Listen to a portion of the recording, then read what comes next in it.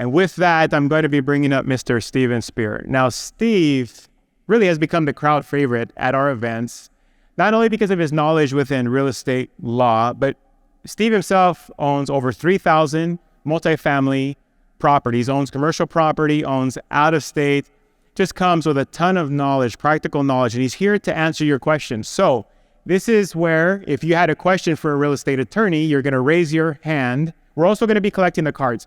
But for Spierer, he's going to take your questions law-based now. Raise your hand. We're going to be running mics around for as long as we can, and then we're going to bring the panel up and do the full Q&A, so you want to miss the next hour or so we have here coming up. But first, with that, let me bring up Mr. Steven Spierer.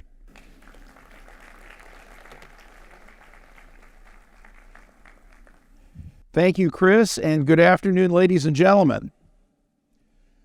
Good afternoon, ladies and gentlemen.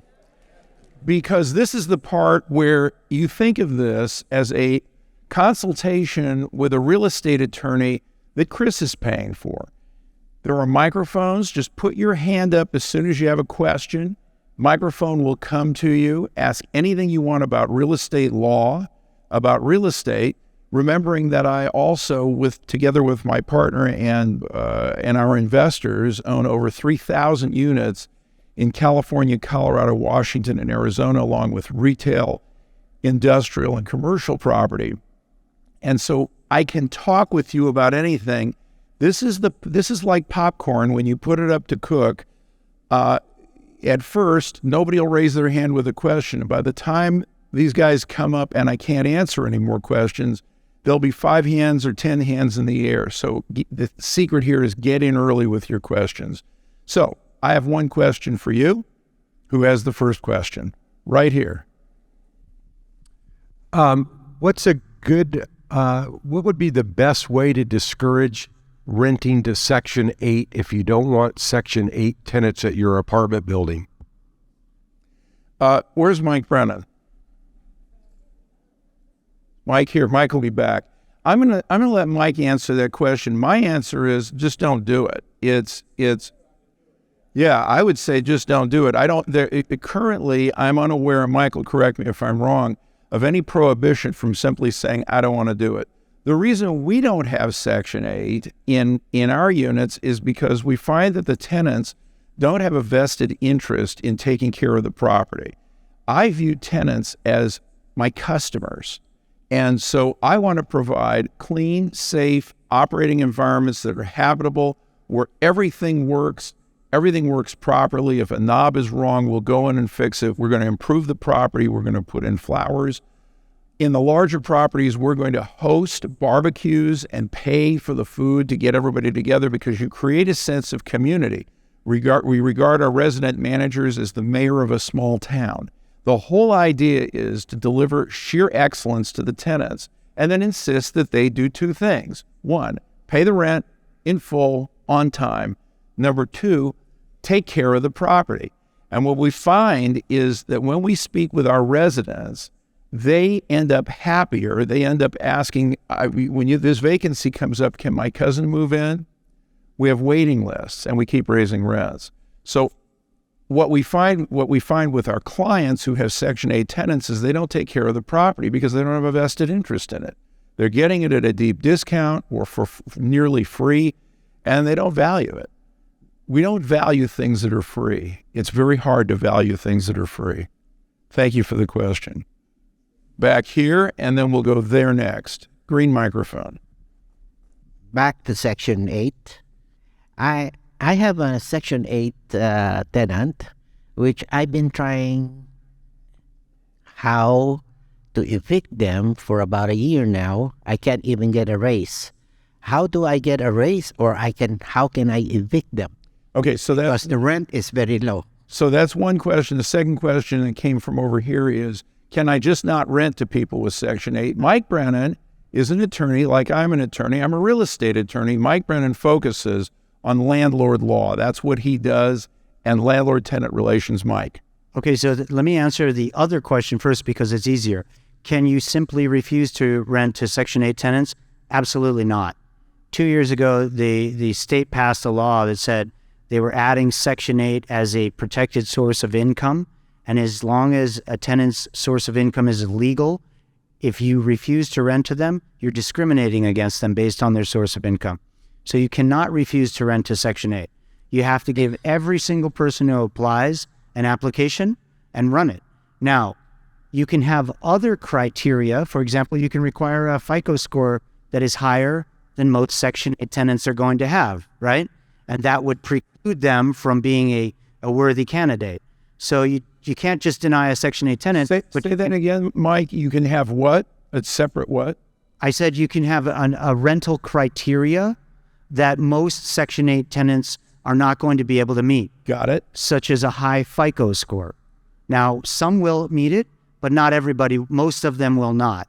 If you have a rental criteria that the tenant does not meet, then you can legitimately deny them tenancy without running afoul of a discrimination law. All right, so I stand by my answer if you can say no, but that's how you have to say no. Right. So the idea is that you must comply. So set your FICO score at a level where you have tenants who have good credit anyway.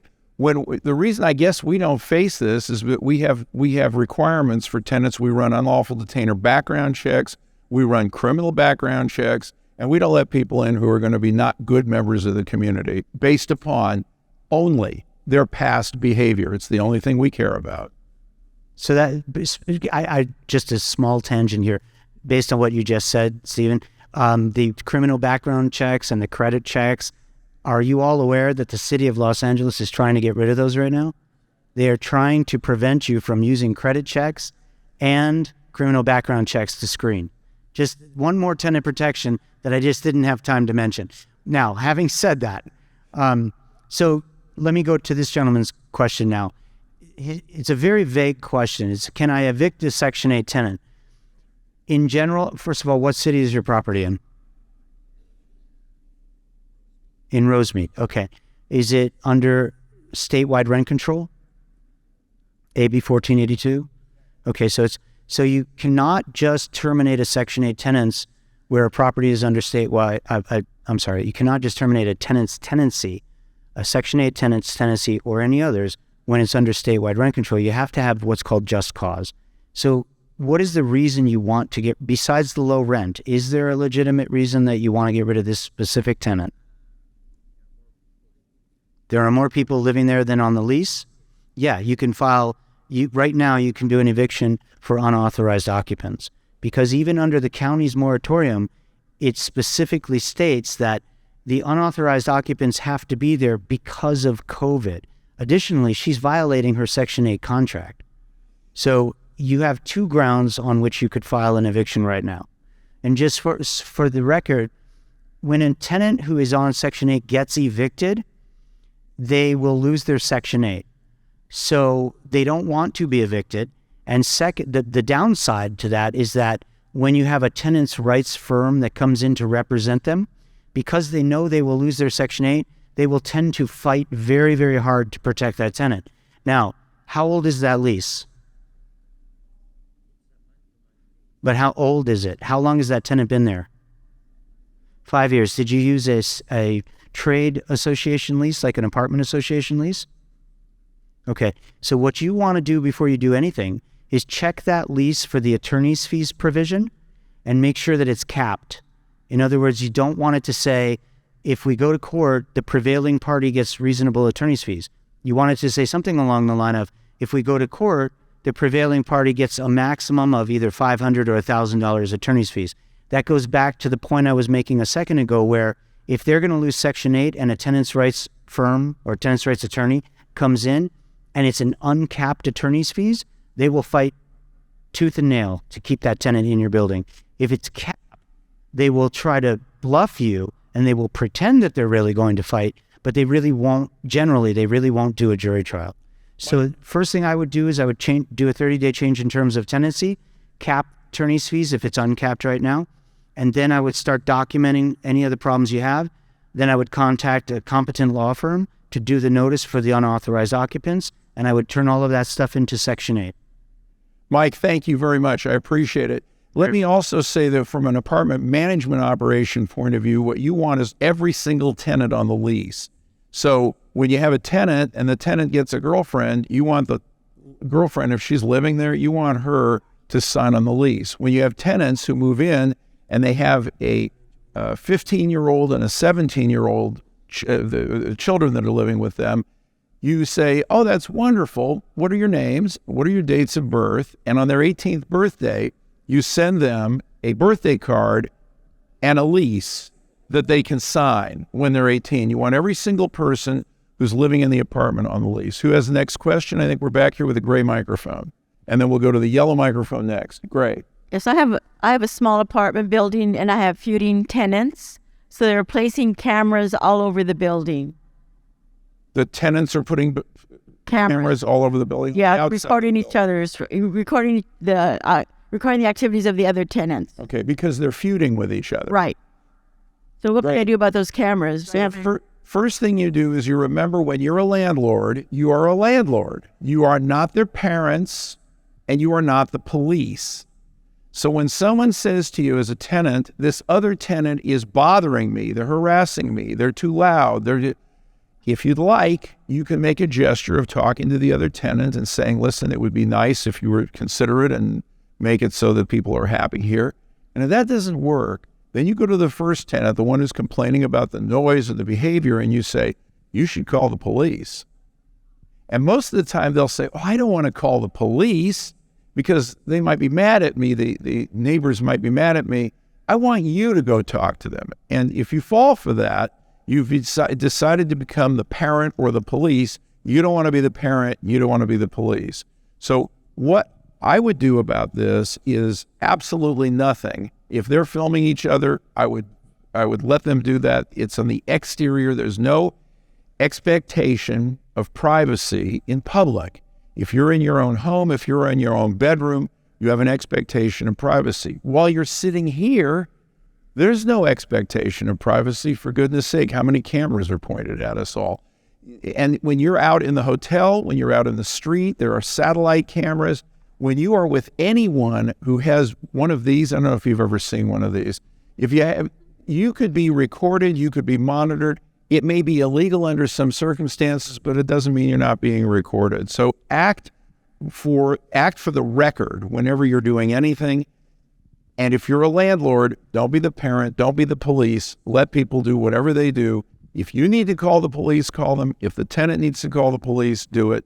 Don't become the referee. It's a thankless job. You'll end up getting sued by both of them. Who's next? Yellow microphone, sir. Since you have the lease agreement with the tenants, with the rent stabilization that came about at the time when it did, we had tenants that was already in the residence. So don't that contract falls under the laws that was in existence at that time when the contract existed under the Constitution? No, the laws supersede, they take over, and they say whatever. If you had a contract that said there are rent escalators or what have you, if the property is subject to rent control, then the law controls. But this was my understanding under Santabella versus New York, 1972 case, along with the United States Constitution, Article 1, Section 9, and California Constitution, Article 1, Section 10. Both state that Congress nor state legislatures can bring any new laws that would impede a contract. Yes, and that argument for the sanctity of a contract, I think, is a great argument. We used to have those arguments in law school. And it is defensible, it's reasonable, and if the Supreme Court decides to decide about it, that's great. But let me tell you what not one of you in the room wants to be in the Supreme Court. You don't want to be in the Superior Court. You don't want to be in the Appellate Court. Your better bet is to go along to get along. Do not stand on principles. Stand on business principles, on moral principles, on ethical principles. But your ethics, your morals, don't expect others to adhere to yours. You do the right thing. You maintain the building properly. You follow the laws and go along. Let someone else, perhaps you, sir, act as the person who's going to be the litigant to make good law for all of us. And for the people who know these things, as you obviously researched and read and you understand it, I hope you fight for all of us. For the rest of you, I'd encourage you, just own your buildings and make a bunch of money. Yes. Okay. But one thing is, Santabella versus New York, 1972 case, is a United States Supreme Court case. Yes, and it'll be It still holds subject, precedence. and it will be subject to much, much litigation in continuing to interpret and reinterpret its application. Again, I think you're right. Nobody should be the test case. Let the people who decide to be the test case, who want to run the campaign and be a part of it and have it be the last thing, have the lawsuit be the last thing they think about when they go to bed at night, the first thing they think about in the morning. Let those people do that for all of us. Same thing as I would say, let someone else run for president. I love my country, but not enough to run. No, I agree with you. Stay out of court as much as you can. That's exactly right. Okay, microphone right here, the black microphone. Go. Hi, thank you.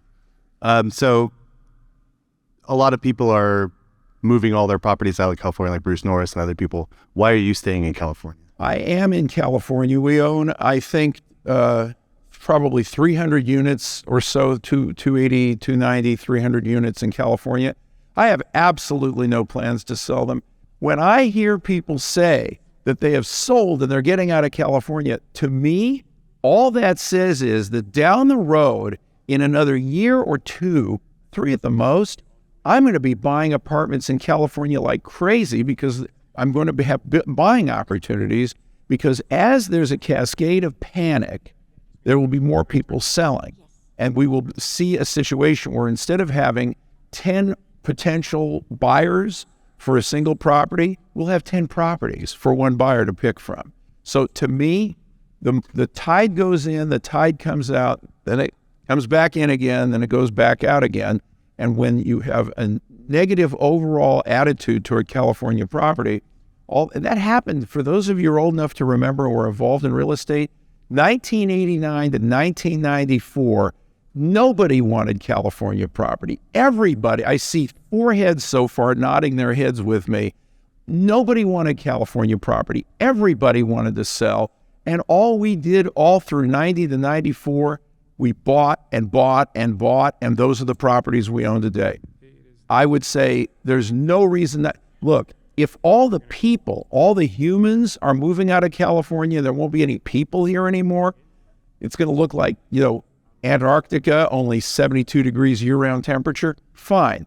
But that's not happening. The employment bone is connected to the apartment bone. And as long as there are jobs, and there will be in California, plenty of reason to make plenty of money in apartment buildings. Now, you have to be ready to deal with the regulations. You have to be ready to be in the business of doing this. But if you do it, or you have property management who can do it and do it well, there's no reason not to make all the money you can make in a place that works like this. There's a hand back here, a man who does not have a microphone. Gray microphone is next, right here. And then the green microphone next. Gray. Good afternoon. Good afternoon. Multiple people are members of an LLC that owns a property, and the majority of the members of the LLC stop playing nice. They're not providing financials. They're not providing K-1s. They're basically trying to squeeze the minority member or members out. What recourse do those minority members have? Is it monetary, or is it just trying to get them to comply with the operating agreement? It's the power of law. When you are a minority interest holder in an LLC or in a corporation, the majority in interest owes you a fiduciary duty. And the first thing they owe is transparency for finances. So if the minority interest is asking, may I please see the books? And the majority is saying, nope, not going to show you how we're spending your money. The answer is have a lawyer, get in contact with them. They'll learn very, very quickly that they have to do that. And the penalties for them not doing it are pretty serious. So if you own 1%, it's plenty. And if you have 5 or 10%, then it's worth it to start looking into it. And I always wonder, when someone doesn't want to show me the books, there's usually a reason for that. So I would want even more to see the books. Are they running their cell phone through it? Are they going out to dinner on your money? Are they running their cars through it when they shouldn't? I don't know, but I'd want to find out. So yes, you have the power. Green microphone over here, and the next microphone is back there. Go. Good afternoon. My name is George. I recently On the first of this month, I had a death in one of my apartments. The police came and they sealed the door and said that we couldn't come in and do anything. Secondly, I received a check from the person that died, and on the 3rd, and I knew he was passed away, but I still cashed the check. Am I in trouble? And when do you think I can assume possession of an apartment? Okay, so it's a tragedy, and I'm sorry for him and for his family in that. And what the question is, why is someone still paying the rent? And if they're still paying the rent and they are still in possession because they haven't surrendered possession, then you can cash that check, and then we can figure out later if you have to give some portion of that back. The police, when they seal an area, it is for two reasons. One is for public safety, for sanitary reasons, because when someone dies, the question is, do we have a risk of disease transmission? The second reason is to determine cause of death, because if there's been foul play, they need to do a criminal investigation to figure that out. So once they finish that, they'll release the property back to you. What I would suggest is to be very friendly to the police and deeply appreciative of the work they're doing, and express that to them and ask them if they have an idea about how long it'll be, and then ask permission. Okay, is it all right if I check with you again, next Tuesday? And so to hurry that along, you make friends out of the police, and it works very well. In the 1980s, we owned a 164-unit apartment building in the city of Santa Ana. And when we bought it, it was infested with pimps, drug pushers, and whores. And literally, it was filled with and it was awful. And we bought the building back. This is in the 80s when we're starting out, and we bought rough properties. And what we did is we took 2 of the 164 units and we made them available free of charge to the Santa Ana Police Department.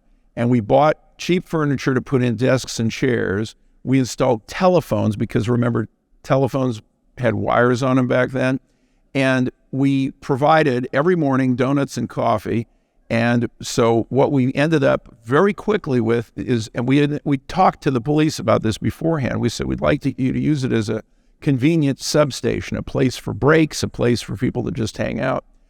Within days, we had anywhere from 3 or 4 to 10 or 15 black and white patrol cars parked all over the property, and police officers in uniform with guns and batons walking around.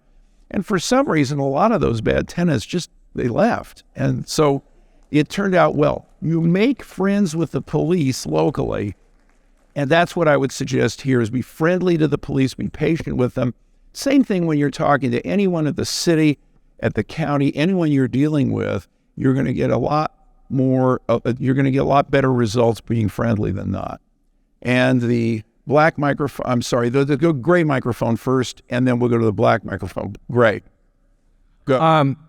So I'm transitioning attorneys right now, and I'm having a little bit of contention in regards to generation skipping transfer tax.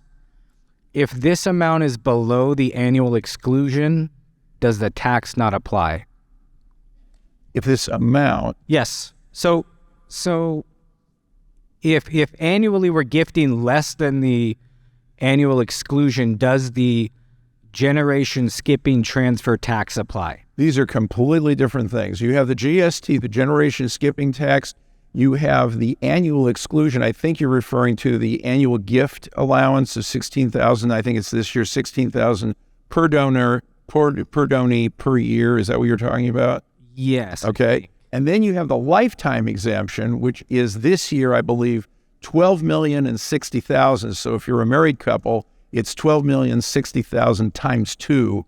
That comes out to $24,120,000 you can give away to your children during your lifetime or at your death. And for estate planning purposes, for people who have the right finances for it, we suggest you use that now, because Congress keeps talking about taking it away. Those two taxes you're talking about, I don't believe are connected to one another. I don't think they're connected. So My suggestion is this question needs to not be done statically. It has to be done dynamically inside of your entire estate plan. One of the big mistakes that people make is they look at one piece of a law.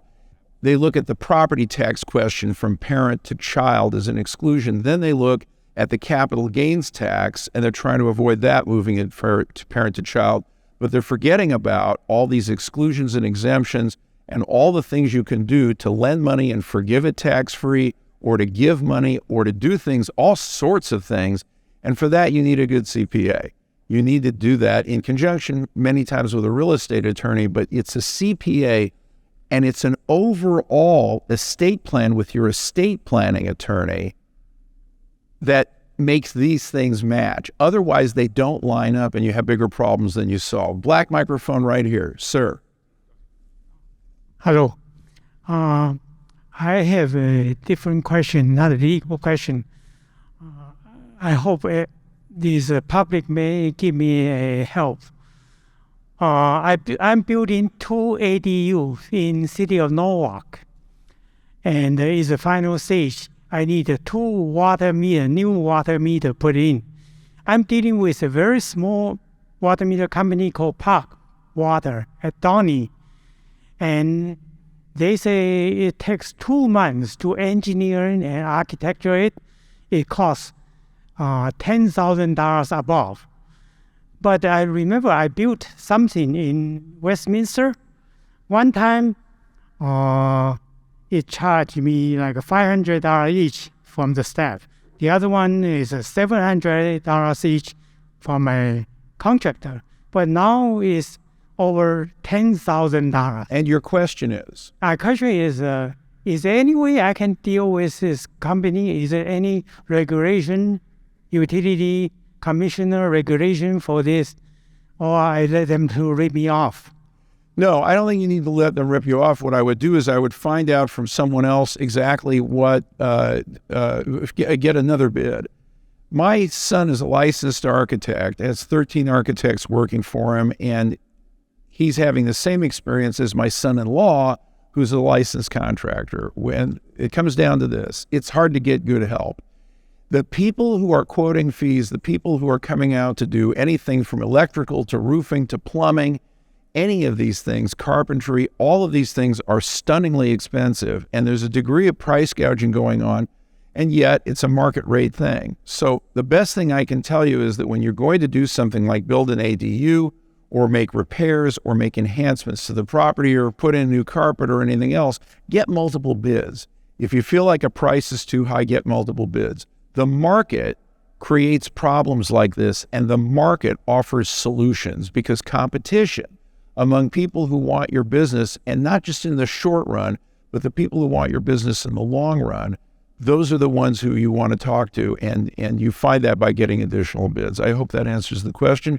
Who has the microphone? Where is another question? Am I out of time? What are we doing?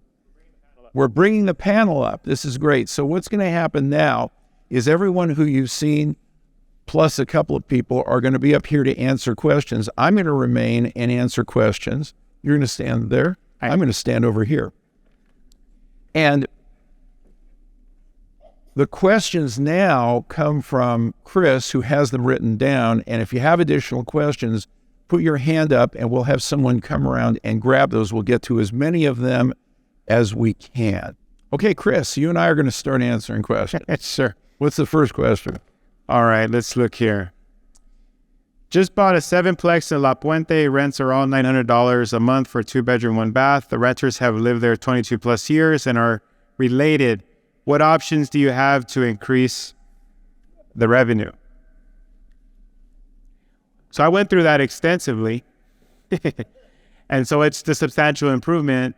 You can't do it now in LA County with the eviction moratorium, but the minute the moratorium lifts in La Puente, the rents are significantly higher than $900 for a 2-bedroom. I would give each of the tenants, once the eviction moratorium lifts, I would give them all the notice that you're going to be completing a substantial improvement project. Mike Brennan has a great form. Even though you can create your own form, I had Mike create the form, serve the tenants the form so they know that we're not playing about this 60-day notice. and then take back the units, have them vacate, and raise the rents to market. Let me interrupt just for a second because I have one fellow who is going to ask a question about 1031 exchanges. Yes, come up. And yellow microphone on. I told him to send this in. I wanted to move to the top. I want to make sure we don't miss this. And this question will go to Greg Burns. Shall we introduce Greg? So we have Mr. Greg Burns with us, who had not spoken earlier. He's spoken at previous events, but he's with IPX 1031 Exchange Services. And the reason why we refer our clients to Greg and his company to be the accommodator for their 1031 exchange is because simply they're the nation's largest, they're insured, they're bond, and Greg's been at it a long time and very knowledgeable in that field. So welcome to Mr. Greg Burns. Welcome. And then yellow microphone, and the question 1031 is. Thank you, Stephen. Thank you, Chris. I appreciate the time. Question for me is, I have a couple of properties that I hold 50% ownership and an LLC. My partner and I want to split ways. We want to do individual 1031s after we split. So how do you hold title to the property? Currently, we hold title on an LLC, 50% ownership equal. I've been told two different strategies. One is to hold or transfer that from LLC to individual names, hold for 2 years, and then sell. Well, we don't want to do that. We want to sell now. The other strategy is to keep it in the LLC, sell it as the LLC, and then hold it, and then I think it's drop and swap, is I was told. But yeah, so it's something that comes up quite a bit, actually. Partnership issues and exchanges. People buy properties in partnerships and LLCs, and then at some point they'd like to sell them. And a lot right now we see for estate planning purposes, people kind of want to go their separate ways. And in the state of California and actually New York, when they do these things called drop and swaps, where you dissolve the partnership and deed the property into a tenant in common structure where you own, let's say 50%, your partner owns 50% as tenants in common. Now you guys each own real estate. You can each do your own exchange.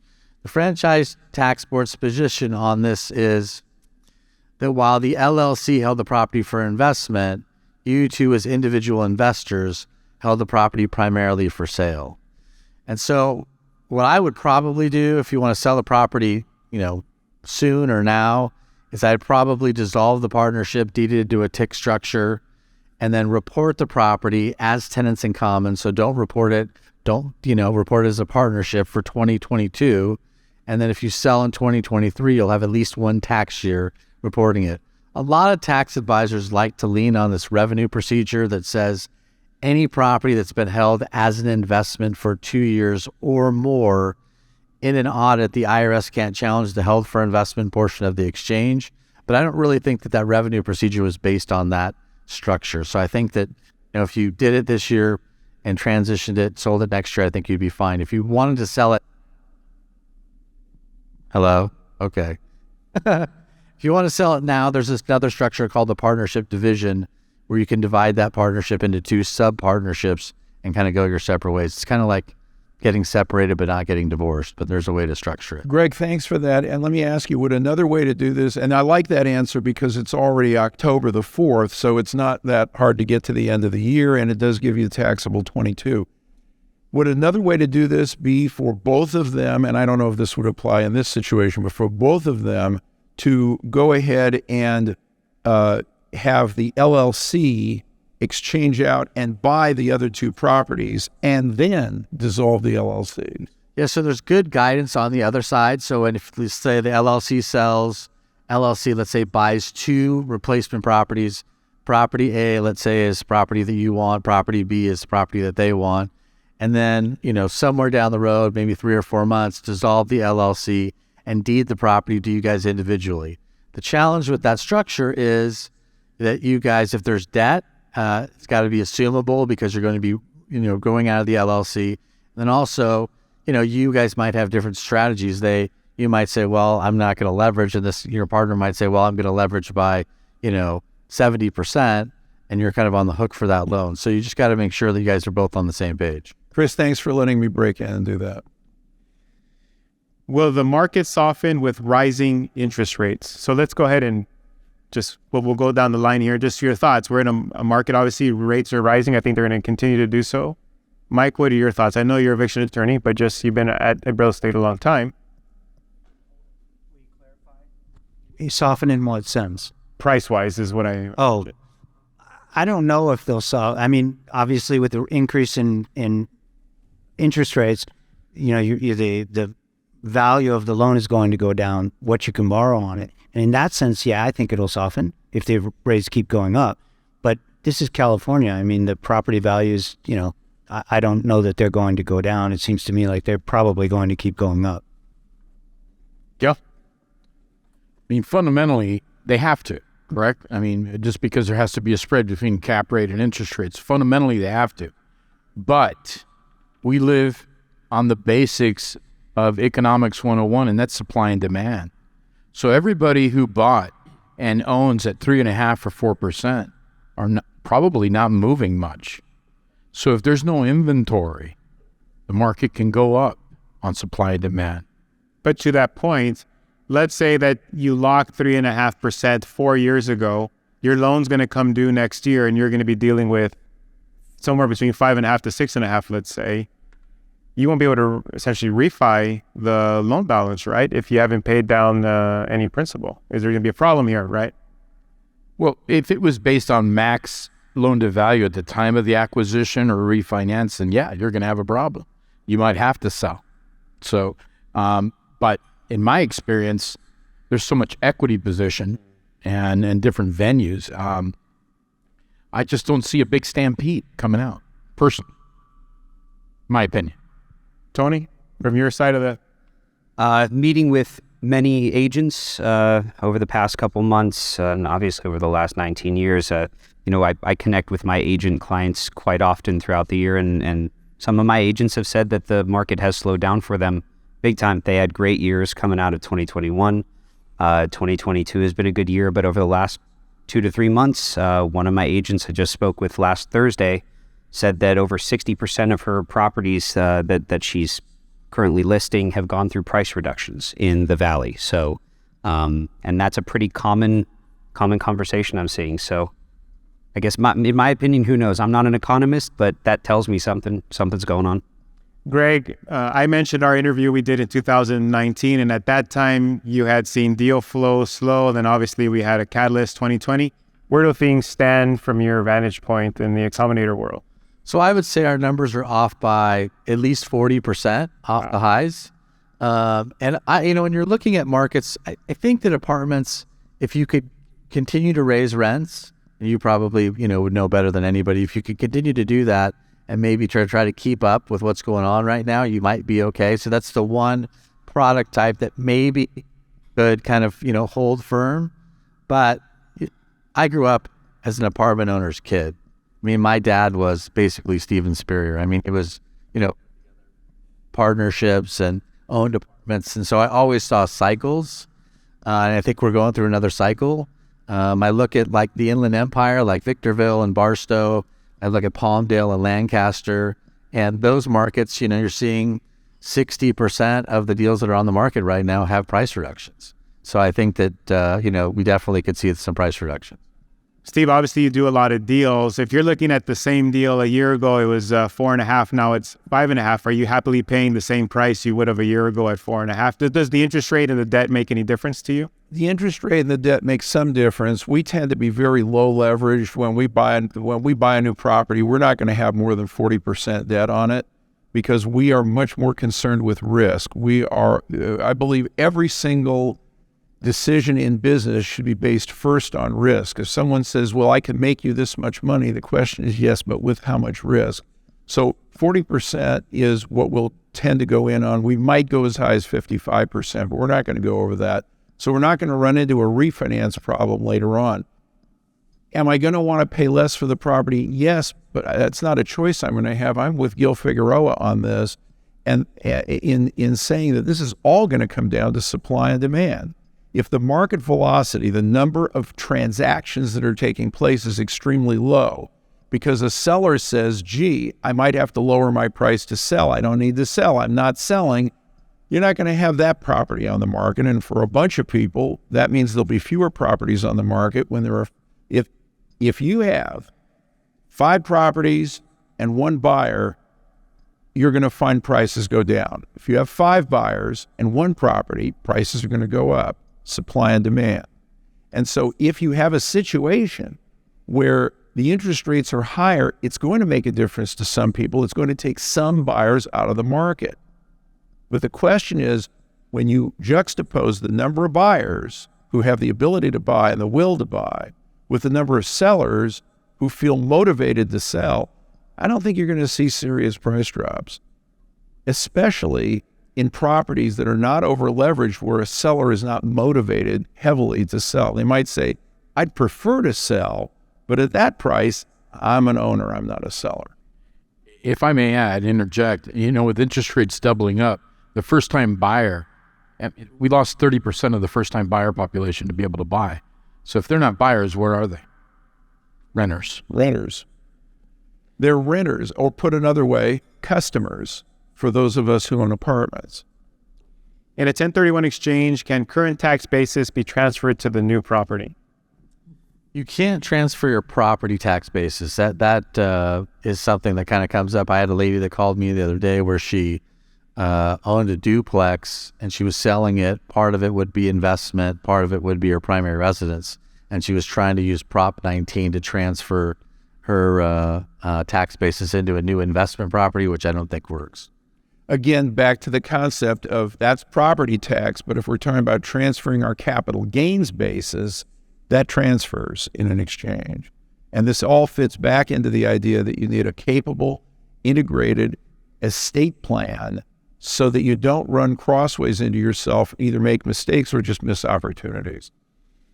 In LA County, how much annually are we allowed to raise rents? It's 5% plus the change in CPI. Have anything different? LA County, unless your individual city has some type of restriction, say like Bell Gardens or some of these other cities, 5% plus the change in CPI. Or unless your property's less than 15 years old. Or, right. Besides creating an S Corp, how can we save on tax as a W-2 income earner? Tony? The W-2 wage earner. Starting in 2018 under Trump's tax reform bill, we saw the removal of a form called a 2106 form. And the 2106 form is the unreimbursed employee expenses, the mileage, the cell phone, meals, supplies, teachers when they buy prizes and awards for their kids, the classroom expenses. That whole form disappeared. California did not conform to that part of the IRS code, so California still allows for those write-offs, but it's kibbles and bits compared to what it would save you on the federal side. The craziest thing about the 2018 tax reform bill, though, is that it also changed something called alternative minimum tax. And AMT was a threshold to where once you hit AMT's income levels prior to 2018, none of that was a write-off for you anyway. A lot of people were really bummed about the $10,000 SALT deduction cap, which obviously sounds terrible, but if you're a wealthy individual, you probably were never allowed your property taxes as a write-off. AMT worked like a sponge. As soon as your income hit, it could hit up to $375,000 in some cases, depending on how much you were writing off. And once that calculation kicks in, the sponge of AMT sits on your return and sucks up all of your unreimbursed employee expenses, your property taxes, basically everything except for your mortgage interest and your charitable giving. Charity is a massive write-off. So to answer your question about what else can you do to save tax, aside from the S Corp, I'm not going to tell you to set up a corporation just for sheltering tax deductions. That's tax fraud. You got to set up a corporation that actually has generated revenue, and you can run your expenses through it that are legitimate business expenses. But the W-2 wage earners, it's your 401k contributions, maybe an IRA contribution if your employer doesn't allow you to fund a retirement plan, charitable giving, 2 homes. Now, I guess after 2018, your primary and your second home, but the interest is limited to the first $750,000 of debt.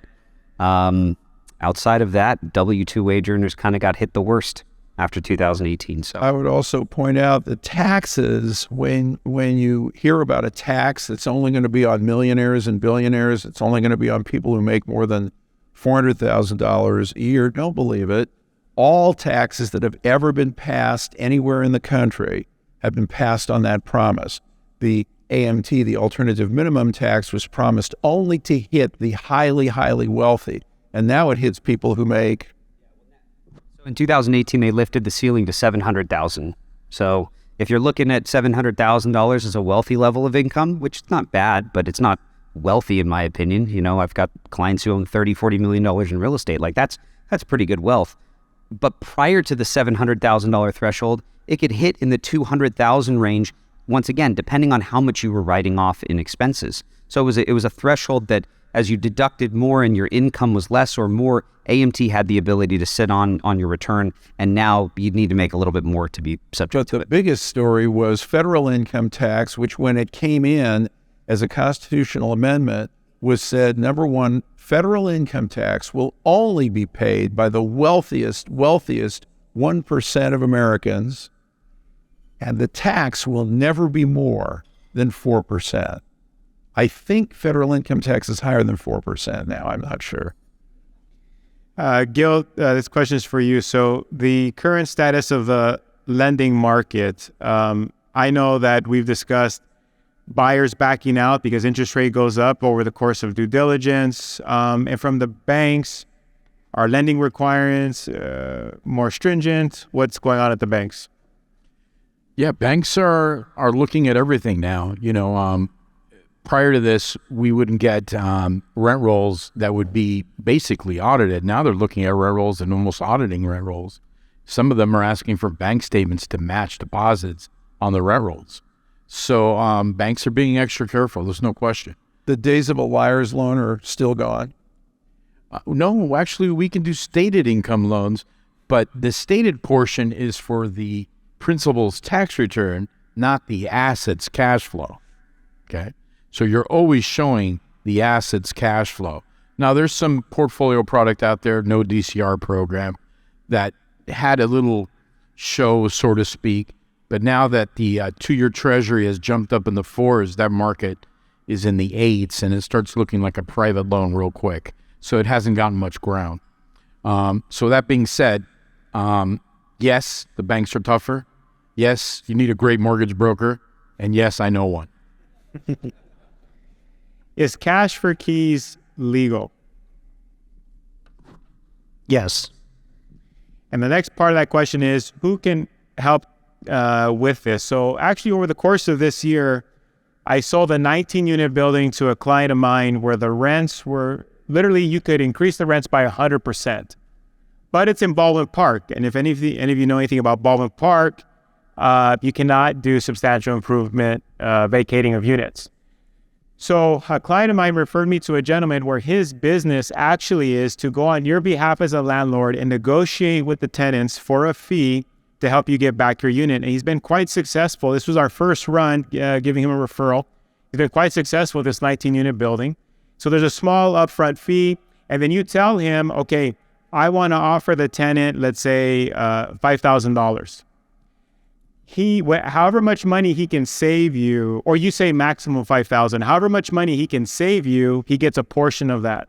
So he has a vested interest in you giving the tenant as little money as possible because he gets a bonus on how much he saves you. And I can refer you that gentleman. Send me an email and we can get, I don't know it off the top of my head, but we can get you that contact information. So there are resources. If you don't want to knock on the door and say, here you go, 60 days notice to vacate, or hey, would you take X amount for keys? There are resources for landlords. Mike has another thought on that. Can I add to that? Yeah. I would just caution you that different municipalities have different requirements. We call that a voluntary vacate agreement. It's cash for keys. But for example, in the city of Los Angeles, if you do that, there's a certain language in it. It has to have it in a certain font, in a certain location in the agreement. So yes, it's legal. Just make sure that the municipality in which the property is located, you're complying with its requirements. And as you notice, we didn't go through any of the information in LA City just because we don't encourage investors to invest in LA City because we see it as there's too many requirements and so forth. It just makes it that much more difficult. And that's one of the reasons there. What can you use substantial improvement? Can you use substantial improvement for a property in the city of LA? Well, we just answered that. The answer is no. Use simply on its face. Proposition 13, do you think it's going to be changed in any way? Tony?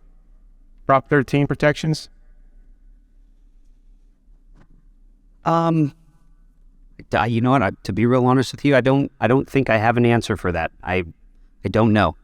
I don't know if that will be changed. Prop 13, I don't get a whole lot of questions about Prop 13. I think that anything kind of moving forward is possible with that. I don't really have an educated answer for you though. The Democrats have a supermajority in the California state legislature, both houses, and they can now override Proposition 13 without putting it on a ballot. They can do that. And they haven't. And they've had a supermajority for several years. What this suggests to me is they understand if they did that, it would get a great deal of press, there would be a number of problems, and they would probably no longer have a supermajority. It could result in a shift in California from the left back toward the center. So I think that's what's holding them back. What they are doing is they're trying to nibble around the edges. They want to wipe out Proposition 13 for commercial properties, industrial properties, retail properties as a first step toward moving then to multifamily and then finally to single-family houses, condominiums, and townhouses. So the question is, what can they dare to get away with, and how long will they have a supermajority? There are a number of moves afoot in California to reorganize not just the Republican Party, but other parties that could come in and compete effectively with the Democrats. This really depends on what kind of good ideas they come up with and what kind of press they can get. So Proposition 13 is in constant danger, but it has been for several years and nothing has happened to it yet. So then in that case, I agree with what Tony said, who knows? I would just like to add to that. Remember earlier today when I said donate to PACs, political action committees, there is an organization called the Howard Jarvis Tax Association. They fight this thing endlessly. I would encourage you guys to visit their website. If you want Prop 13 to remain in place, I would encourage you to donate to them. They're fantastic at fighting this. Okay, and to save the time, we'll rapid fire through a few more. Gail, what are some ways to fund a substantial remodel? So let's say they don't have the cash available. What type of loans are out there for someone that's going to improve a property? Great question, especially in this market.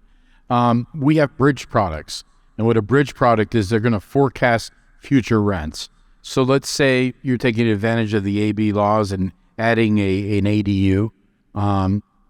We'll take ADU income and project your potential rents and any projections, and we'll come off a pro forma and a new value on projected rents and up to 85% loan to cost, which is typically over 75% loan to value.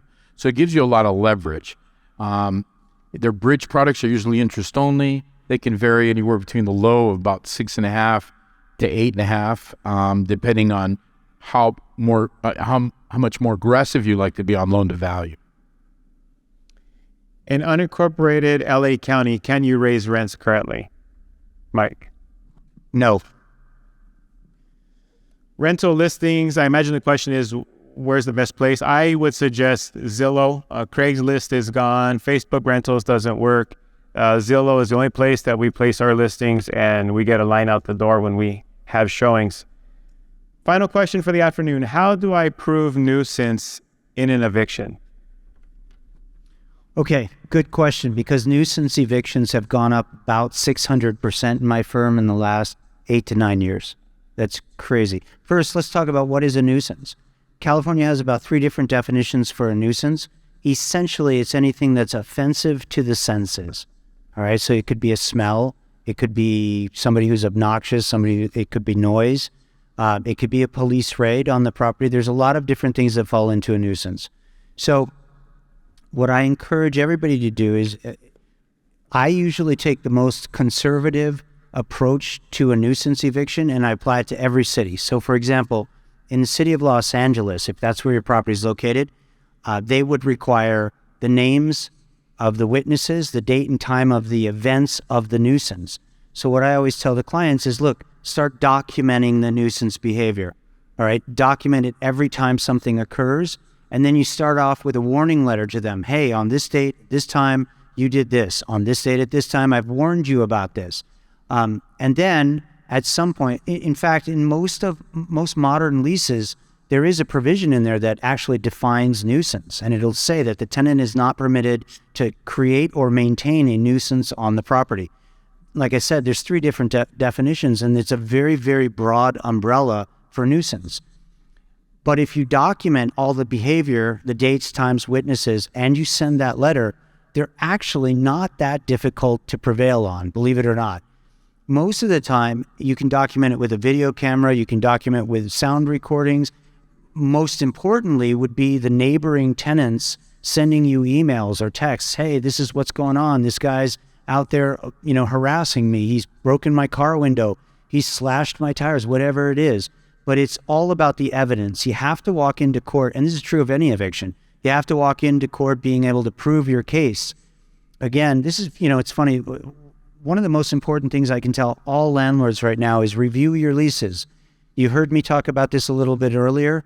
If you don't review your attorney's fees provision in there, you could end up in a lot of litigation you don't want to be in. If you review your lease and you cap out that attorney's fees at $500 to $1,000, all these tenants' rights groups will bluff you. They will say they want a jury trial. They'll hit you with discovery, but in the end, they will end up settling with you because they're not going to go to a jury trial for $500 in the vast majority of cases. So review your attorney's fees provision first, change it if you need to, and that is no longer an easy thing to do. So call my office if you want to know if you can change it. Once you've got that cap in place, you can start documenting all the behaviors right away, but get the cap in place before you send a letter, before you send a notice, then send a warning letter. Then if it doesn't stop after that, go ahead and file the eviction. Now I have a question. Was this afternoon worth the price of your free lunch? Raise your hand. Worth the price of the eviction. These gentlemen have been more than gracious with their time. So will you help me thank once again Mr. Steven Spierer, Greg Burns, Tony Watson, Gil Figueroa, and Mr. Mike Brennan. I want to say one thing, and that is that there's a tremendous amount of coordination that has to take place to make this happen. And Chris German has been doing this for so many years and has gotten so good at it that it is as seamless as you see it. And it is a privilege for me to stand here with Mike and Gil and Tony and Greg and Chris, who are all experts, deep experts in their fields, and to be able to provide information which we hope is useful to you. Let's have a special round of applause for the apartment dealer, Chris German.